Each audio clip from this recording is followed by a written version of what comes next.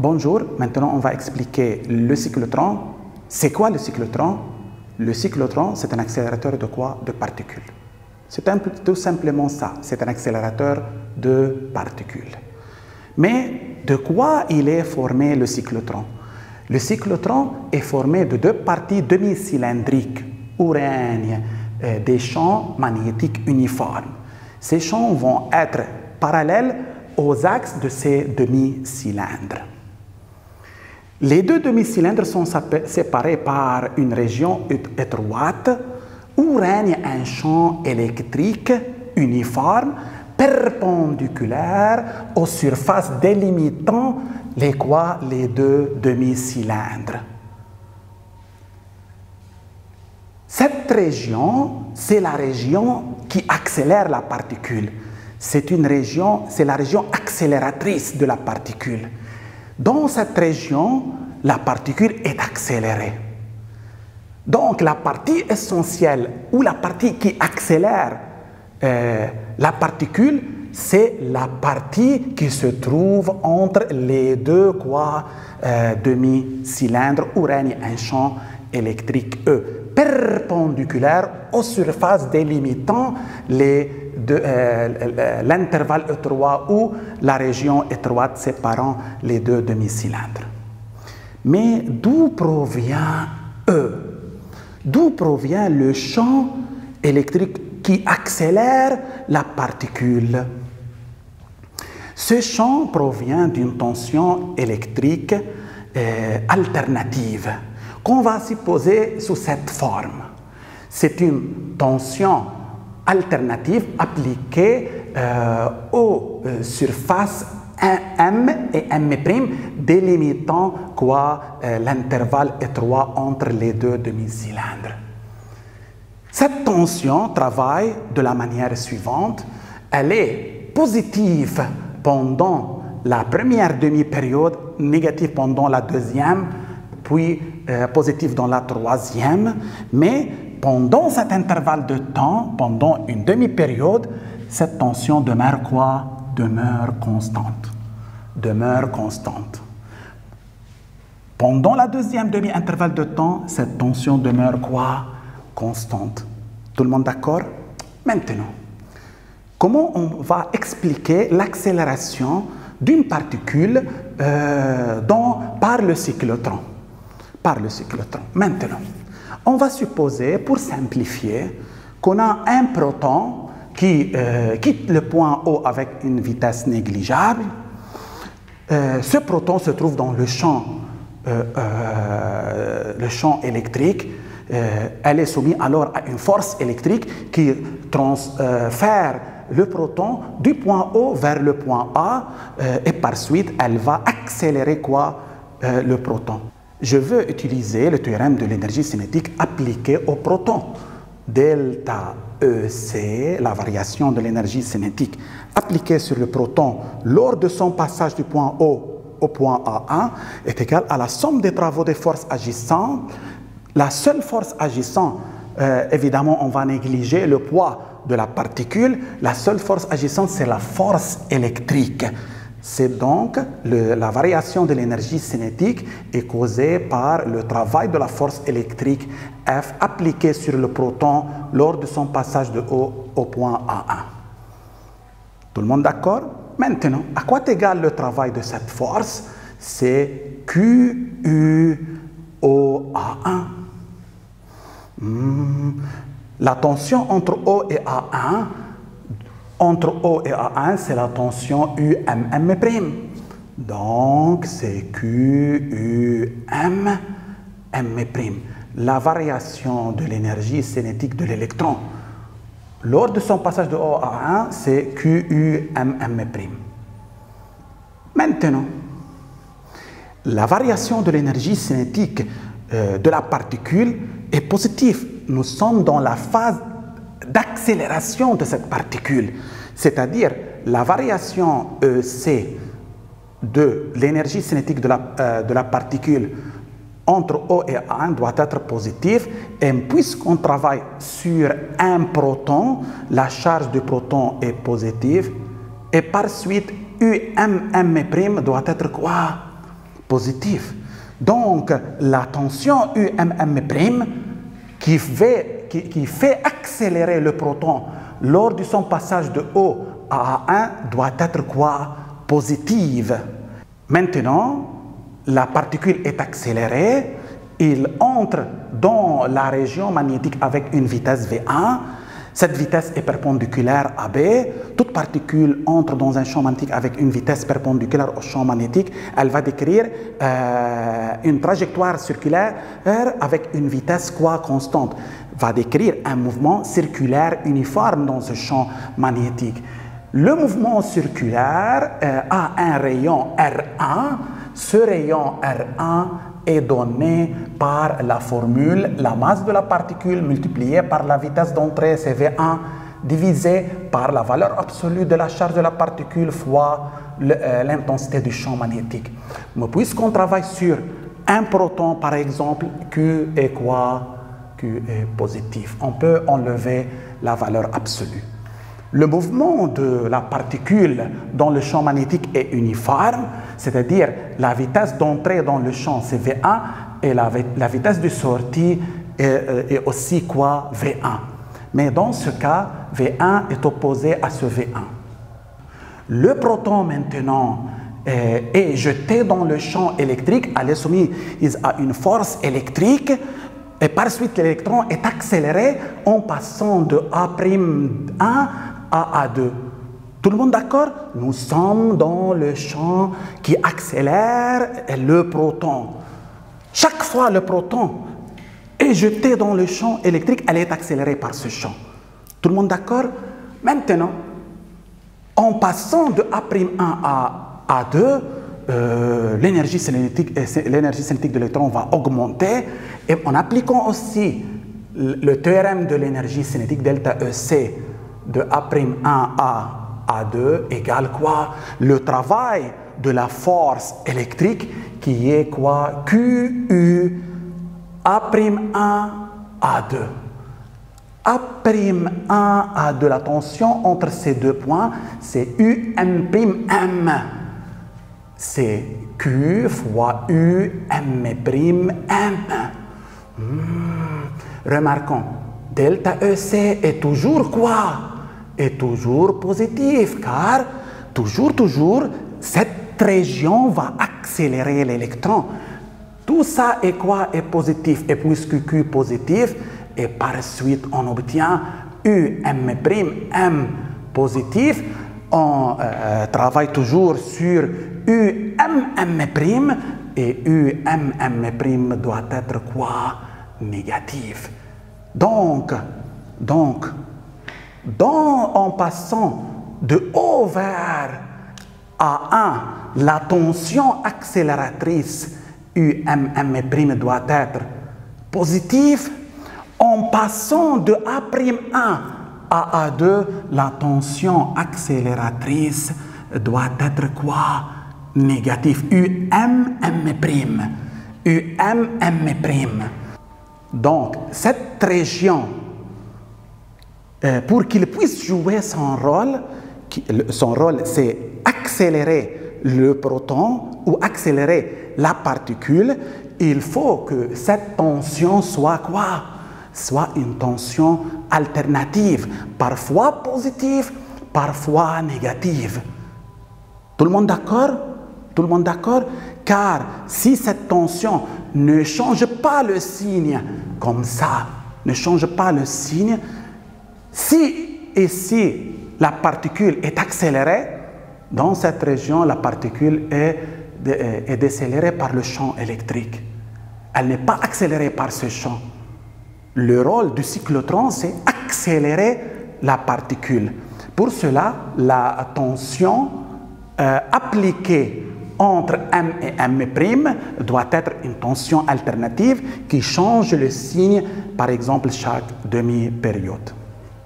Maintenant, généralement et en résumé, à chaque traversée de la particule dans la région accélératrice où règne le champ électrique E, l'énergie cinétique de la particule augmente de quoi? De Q fois UM' en valeur absolue, c'est-à-dire la charge multipliée par la valeur absolue de la tension accélératrice à chaque traversée.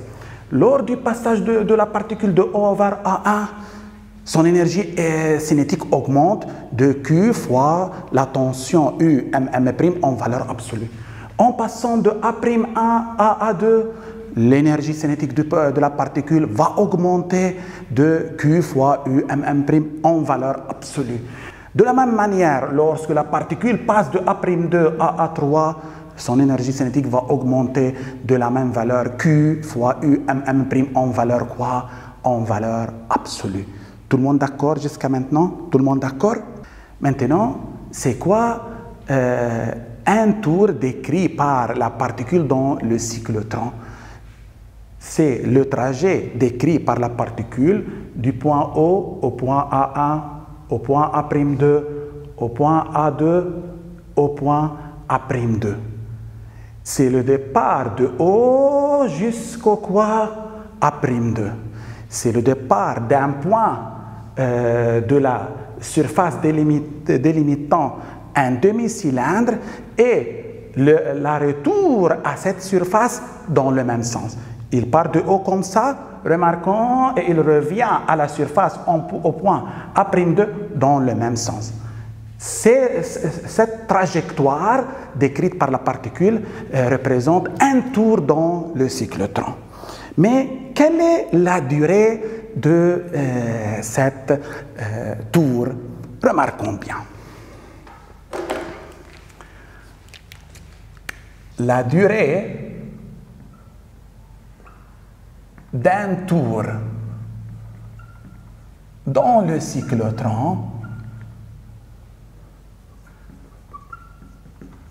c'est-à-dire d'un tour d'une particule, décrite par une particule dans le cyclotron, et delta t, notez delta t par exemple, c'est la durée du passage de la particule de O vers A1 plus la durée du passage de la particule de A1 à A'1 plus la durée du passage de la particule de A'1 à A2 plus la durée du passage de la particule de A2 à A'2.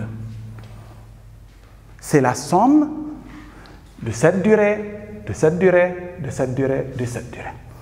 Mais la construction du cyclotron permet de négliger la durée du mouvement de la particule dans le champ électrique devant son mouvement dans le champ magnétique. C'est-à-dire les durées du passage de la particule entre O et A1 et A'1, A'2 sont négligeables. Donc, qu'est-ce que je peux faire? Je peux éliminer ça et quoi aussi et ça. Delta T, c'est la durée du mouvement de la particule dans le champ magnétique. Comment je peux déterminer cette durée? Remarquons, je veux déterminer cette durée. Comment? On sait que la particule décrit dans le champ magnétique un demi-cercle de rayon R1 avec une vitesse constante V1. Et par suite, la durée du passage de la particule de A1 à A'1 n'est autre que quoi?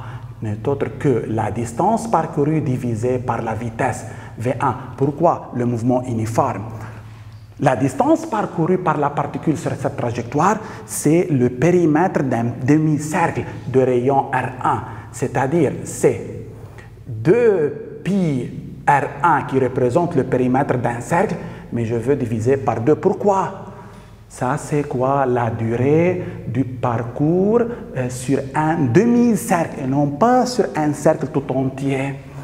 Et pourquoi je veux utiliser delta t égale d sur v? Remarquons, en mouvement uniforme, la vitesse, c'est distance sur durée.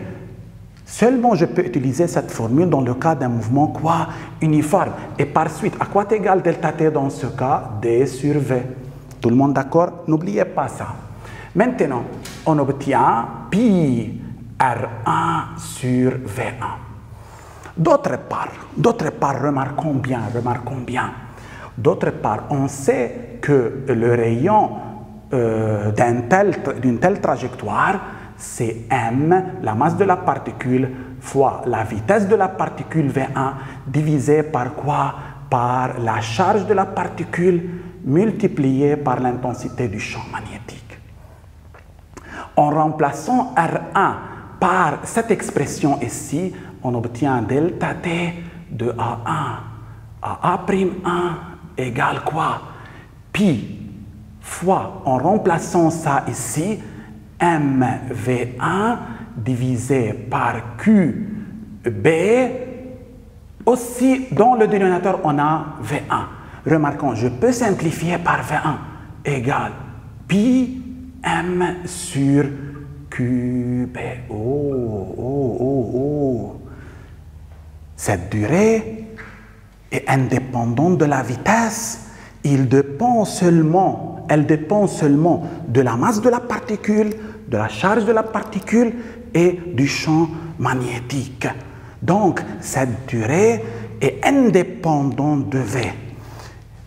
Qu'est-ce que je peux conclure? Je peux conclure de la même manière, la durée sur cette trajectoire est identique à cette durée égale quoi?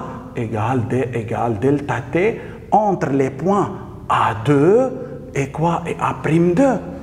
Remarquons, ça c'est très important. Remarquons, la durée du mouvement de la particule sur son trajectoire demi-circulaire est indépendante de la vitesse V1 ou la vitesse quoi? V2. Donc, la particule décrit pendant la même durée des trajectoires demi-circulaires dans des 1 ou dans des 2, quel que soit le rayon de ces demi-cercles. Tout le monde d'accord? Et par suite, que devient delta T? Que devient delta T? Delta T devient delta T de A1 à A'1, pi m sur QB, delta T de A2 à A'2, je m'excuse, ici je veux mettre A'2, donc on obtient 2 pi m sur Q fois B.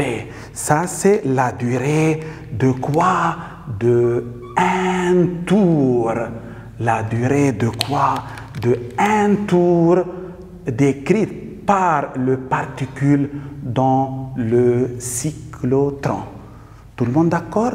Donc la particule en passant, en sortant du point O et en décrivant cette trajectoire, la durée est toujours constante, elle est indépendante de la vitesse, elle est indépendante de la tension accélératrice, elle dépend seulement de la nature de la masse de la particule, sa charge et le champ magnétique ici. Tout le monde d'accord? Tout le monde d'accord? Maintenant, une question qui se pose. Est-ce que le choix de la période de la tension accélératrice est-elle arbitraire ou non? On va savoir ça. Remarquons bien. Lorsque la particule, par exemple le proton, traverse la région où règne le champ électrique de O vers A1, la tension accélératrice va être quoi? Positive. C'est-à-dire, nous sommes ici. La particule décrit cette trajectoire, puis rentre à nouveau dans le champ électrique.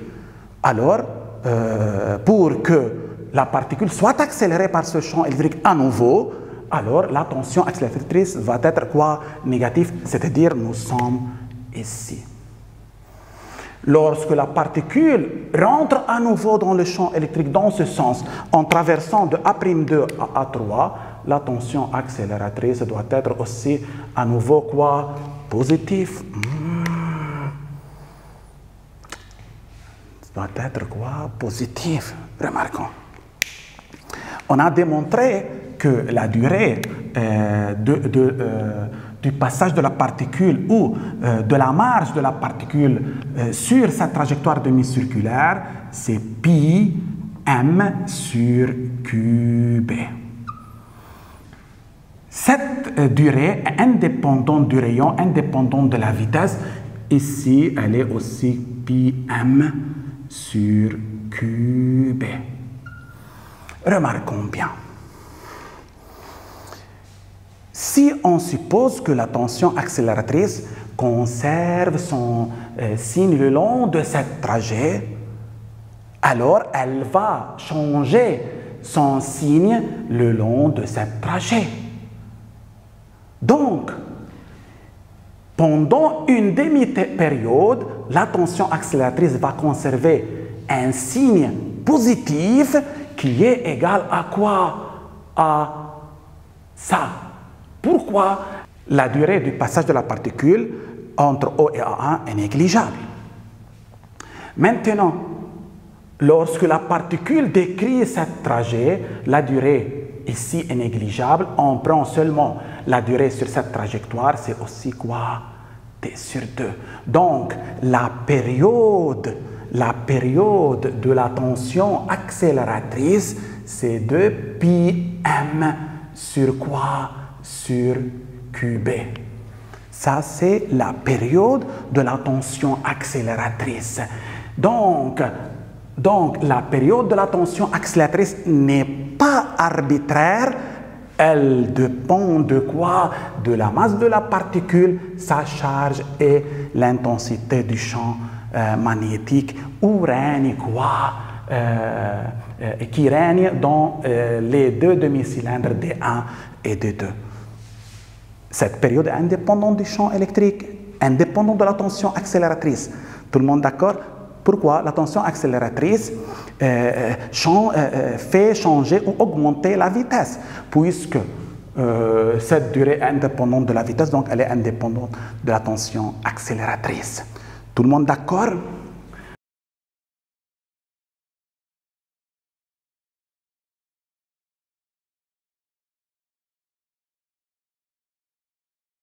Maintenant, sous-titre d'application, dans le cas d'un électron où le champ magnétique dans le cyclotron c'est 5 millitesla, c'est-à-dire 5 fois 10 moins 3 Tesla, on donne la masse de l'électron, la charge de l'électron, la période de la tension accélératrice c'est 7,14 nanosecondes ou 10 moins 9 secondes.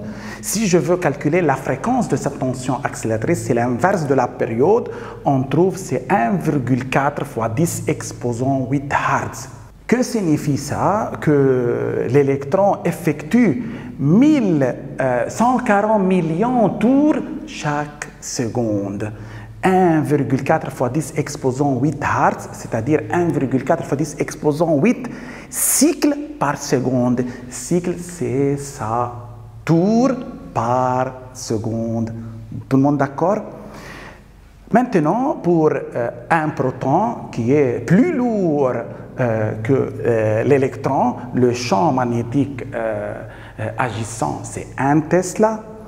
La masse, ça c'est la masse de proton, ça c'est sa charge. Maintenant, la période de la tension accélératrice, c'est 6,55 fois 10 exposant moins 8 secondes. La fréquence de cette tension, c'est 15,2 millions Hz ou 1,52 fois 10 exposant 7 Hz. C'est-à-dire, le proton effectue pendant une seconde 15,2 millions tours. 15,2 millions de tours. Tout le monde d'accord? Tout le monde d'accord? Maintenant, une autre application. On a un proton, ça c'est sa masse, ça c'est sa charge, est accéléré dans un cyclotron. La tension accélératrice a une valeur absolue 4000 volts. On demande de calculer le nombre de tours effectués par le proton dans le cyclotron jusqu'à qu'il atteigne une vitesse de 2 fois 10 exposant 7 mètres par seconde, sachant que le proton part du repos. Le proton part du repos. On va calculer le nombre de tours effectués par le proton pour qu'il atteigne une vitesse de 2 fois 10 exposant 7 mètres par seconde. Ça, c'est la vitesse finale. La vitesse initiale, c'est nul. La vitesse finale, c'est 2 fois 10 exposant 7 mètres par seconde. Maintenant, comment je peux déterminer le nombre de tours? On sait que le proton, chaque tour, passe 2 fois dans quoi? Dans le champ électrique et par suite, elle est accélérée 2 fois. Son énergie cinétique augmente chaque tour de combien? Pendant ce passage, l'énergie cinétique augmente de Q, U, M', en valeur absolue. Il en est de même pendant ce passage Q, U, M'. Donc, l'énergie cinétique de l'électron, chaque tour, augmente de combien? Ça plus ça, c'est-à-dire 2 valeurs absolues Q, U, M'. On sait que chaque tour, l'énergie cinétique du proton augmente de 2 Q, U, M'. C'est-à-dire combien? En faisant l'application numérique, c'est 2. Q, c'est 1,6 fois 10 moins 19 fois 4000, c'est 6,4 fois 10 exposant moins 16. La réponse, c'est combien? C'est 1,28 fois 10 exposant moins 15 joules. Ça, c'est l'augmentation de l'énergie cinétique chaque tour. L'énergie cinétique finale, et c'est combien? La particule n'est pas relativiste. L'énergie cinétique finale du proton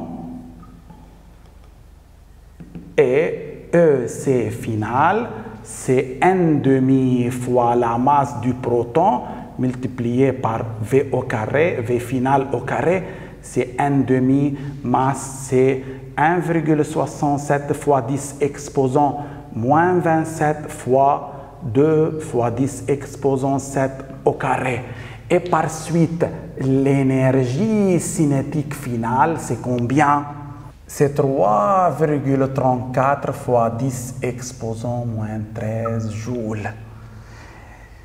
En passant d'une vitesse nulle à cette vitesse finale, la variation de l'énergie cinétique, c'est EC final moins EC initial. EC initial est nul.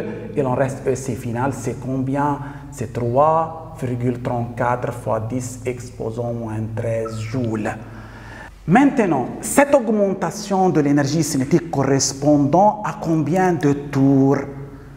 Si dans chaque tour, l'énergie augmente de 1,28 fois 10 exposant moins 15, quel est le nombre de tours effectués? Il est très facile de dire que cette variation de l'énergie cinétique, c'est le nombre de tours multiplié par l'augmentation de l'énergie cinétique dans un tour. C'est 1,28 fois 10 exposant moins 15 et par suite n égale delta EC sur 1,28 fois 10 moins 15 égale 3,34 fois 10 moins 13 divisé par 1,28 fois 10 exposant moins 15. Alors le nombre de tours est combien? C'est à peu près 261 tours. 261 tours. Donc, en partant du repos et après avoir effectué 261 tours, le proton atteint la vitesse de fois 10 exposant 7 mètres par seconde. Tout le monde d'accord? Tout le monde d'accord? Et n'oubliez pas qu'à chaque tour, l'augmentation de l'énergie cinétique, c'est 2QUM'. En calculant l'augmentation de l'énergie cinétique du départ jusqu'à cette vitesse, je peux déterminer simplement le nombre de tours effectués, car à chaque augmentation, pendant chaque tour, on a une augmentation d'énergie cinétique 1,28 fois 10 exposant moins 15 Hz. Ou je peux faire la règle de 3. Remarquons bien, à chaque tour, on a une augmentation de l'énergie cinétique 1,28 fois 10 exposant moins 15 joules. Donc, une augmentation de 3,34 fois 10 exposant moins 13 joules correspond à combien de tours on doit avoir la même réponse? Tout le monde d'accord? Tout le monde d'accord? Vous avez compris le rôle du cyclotron et comment il fonctionne? OK.